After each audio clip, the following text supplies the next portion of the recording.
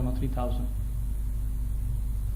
As this child gets into a negative copper balance or starts coming under control and all the excess copper starts coming down, he will have a urinary copper of 200 to 500. This, please remember, is good control. Do not expect your child with Wilson's disease to come back to urinary copper of a normal child, which we said is less than 40. He can never have a urinary copper less than 40 because you're using chelators. His copper is coming out. So a range of 200 to 500 is an excellent control which should remain throughout the child's life. If you are using a free copper, by the calculation which I have talked to you, less than 25 micrograms per deciliter is another indicator of a good control. Over a period of time, more and more are getting documented with over-treatment. To make a diagnosis that your child is actually getting into a very, very negative copper balance and a copper deficiency, your urinary copper goes less than 200. So this is an important point to remember. If your urinary copper goes less than 200 and you see other signs of copper deficiencies like anemia or leukopenia, you please make, and this child has been on copper or chelators for a long time, 8, 10, 12 years, please think this to be copper deficiency. In contrast to this, the urinary copper values on a child is only on zinc is a complete different interpretation. This child on zinc is not using chelators. So his copper balance is actually his own copper balance, not the addition of chelators. So on initial treatment, you don't get such high values, you will just get values of 100 to 500 because there is no chelation going on. Good control on a child with zinc is a urinary copper less than 75, free copper remains the same. How do you know this child is taking his zinc properly? Along with the 24-hour urinary copper, ask for a 24-hour urinary zinc. It should be more than 2 milligrams per day. Over treatment is basically the same. So when you interpret a urinary copper of a child, you need to know whether he is either on a chelator or on zinc, because whatever treatment the child is taking, the interpretation is completely different. And if you don't realize this and use these values when the child is only on zinc alone, you would get into a lot of trouble. If a child is on this plus this, which is quite often, this is what we look at. So if a child is taking D-penicillamine and zinc or triantine and zinc, these are the values that we want. Coming to quickly about what's happening in the management, these are the drugs available. These two are chelators, this is zinc. The advantages of penicillamine is its very easy availability in India. A reasonable cost, one capsule costs 10 to 12 rupees. Its disadvantages are tremendous amount of side effects, some occurring very early like bone marrow depression, nephrotic syndrome, some occurring late which you are picking up more and more now, which is called as EPS, elastosis purpura serpaginosa, typical skin lesions, and now we have got so many children who have been on treatment for so long. Have I finished? So, lot of side effects. Another major problem with penicillamine is that a neurological patient who is put for the first time on D-penicillamine is more likely to deteriorate in the initial couple of months before you see some recovery. And unfortunately, in some of the children, the deterioration is so bad that they don't even end up coming to what they were before starting treatment. And this is up to 10 to 15% of the cases. In triantine, also a chelator, not easily available. It's available on a patient need basis. You have to write to the company, send them a prescription, they will send the drug to you, not to the patient, you can hand it over to the patient. It's expensive, almost 10 times as expensive. One capsule costs around 120 rupees. Side effects are very, very minimal, or for all practical purposes not existent at all as compared to penicillamine.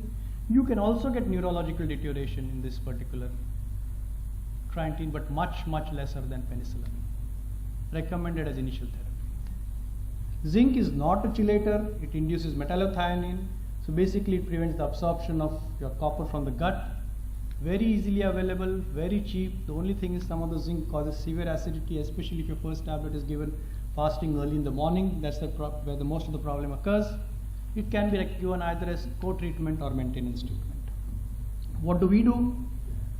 For ease of availability, almost all our children go on to penicillamine, except those who have got very severe thrombocytopenia, counts less than 30,000, that's really very severe. Those who have been put on penicillamine and have developed problems like thrombocytopenia, severe rash and itching, which is really something that we see very, very commonly. And if possible, neurologically, if they can afford Triantine, we put them on that. If they can't, we of course go back to giving them penicillamine. We do not use zinc as an initial therapy. We give it along with penicillamine and along with zinc right from day one of starting the treatment. And of course, it is the drug of choice for an asymptomatic child of Wilson's disease sibling. Ammonium molybdate is a new chelator, not yet easily licensed available, still available as a research tool, coming almost into the field of licensing and commercial uses. The advantage of this chelator over the regular chelators is the fact that it works by two mechanisms. First of all, the blood, it complexes with copper and albumin, excreting it to the urine, and it also has a zinc-like mechanism of binding the copper in the gut. So it really is like acting of a chelator, D-penicillamine and zinc together it acts. Some studies have been there to show that it's such a rapid chelator that within 14 days to 1 month, the child's copper levels can come back to absolutely what you want them to be. Still studies are going on, primarily used for neurological, because its basic advantage over penicillamine and Triantine is it tends to avoid the neurological deterioration. That's its basic advantage. It has some side effects. Some recent studies have shown that in fact it causes raised transaminase and may have some sort of hepatic problems. So this is being more quickly looked into because most of the Wilsons that we deal with are primarily related to hepatic problems. Lastly, the genetics. This is the major thing over the last 10 years that has happened. We initially thought low ceruloplasmin is the cause of Wilson's disease. Over a period of time, we realized it is not really low ceruloplasmin, it's just the incorporation. This was confirmed by the fact that the gene for Wilson's disease is on chromosome 13 and the gene for ceruloplasmin is on chromosome 3. There was a concept of metallothionein, we know that's on a different chromosome altogether. So we know that these two things are really not causing the Wilson's disease, it's more the other way around. Because there is less incorporation of copper into the ceruloplasmin is getting lower and lower level because it is just not being used at all in the body. So it's basically more an effect of Wilson's disease rather than the cause of Wilson's disease. There are 200 plus mutations nearly spanning all exons. The mutation shown over here is really the commonest in the Caucasians and primarily the European population. In countries like Austria, where 2 or 3 mutations are responsible for almost 70 to 80% of all the Wilson's disease in their population, this makes a very good diagnostic test. You suspect Wilson's disease, do that particular mutation analysis. If it is positive, this person has Wilson's disease. If it is negative, there is still a 20% chance that you're missing it out. But it's important. In India, we're still looking for it. We have data now coming from Calcutta, the Indian Institute of Chemical Biology, to suggest that they have picked up a group of mutations, 5 mutations, which are responsible for almost 50% of all Wilson's disease from Eastern India, not only Calcutta, but all over the Eastern India. And it's a very, very large series which is published now. So we are getting there. We are trying to find out and identify our old mutations. Once we do that and we find a few prevalent mutations, we will be able to use them for our diagnostic treatment. Genotype-phenotype correlation is looked into. Why is it that some genotype causes hepatic presentation, some genotype causes neurological presentation, some genotype makes you present early, some genotype makes you present late. Till date, this relationship is very vague, and except for one single mutation which is thought to be more present in neurological females, there is not a really close relationship which has been found. What the genetics from the Indian point of view is important is, as I said, the haplotype analysis. Where this is useful is if you have a neurological case or if you have an index case. This is a child who you have diagnosed Wilson's by a regular biochemical copper metabolism criteria, and you have the DNA or the blood sample of the father, mother and this particular child, and this is the haplotype that you have got. In all the siblings of this particular child, depending on the haplotype, you are able to predict whether this sibling is having Wilson's, is it a carrier or is it normal. For example, this was the original child. This sibling over here actually came to us later and died, presented to us with liver disease, though this child was neurological, has exactly the same 7412, 7412. So this child has Wilson's. This asymptomatic sibling but has the same haplotype, this child has Wilson's disease, while this is actually a carrier because 7412 has come from one parent and 51311 has come from the other. Another child family where this has helped us is, again, you have a diagnosed index case. There is a sibling, 4-year-old, ceruloplasmin is 12, borderline, not here nor there. Is this child Wilson's? Is this child not Wilson's? Doing the haplotype analysis, you can find that this child has one abnormal haplotype from one of the parents and the 4310 from the other. So actually this child is a carrier. Though his ceruloplasmin is low, this child is not useful. This is a genetic test, so it can be done even at birth.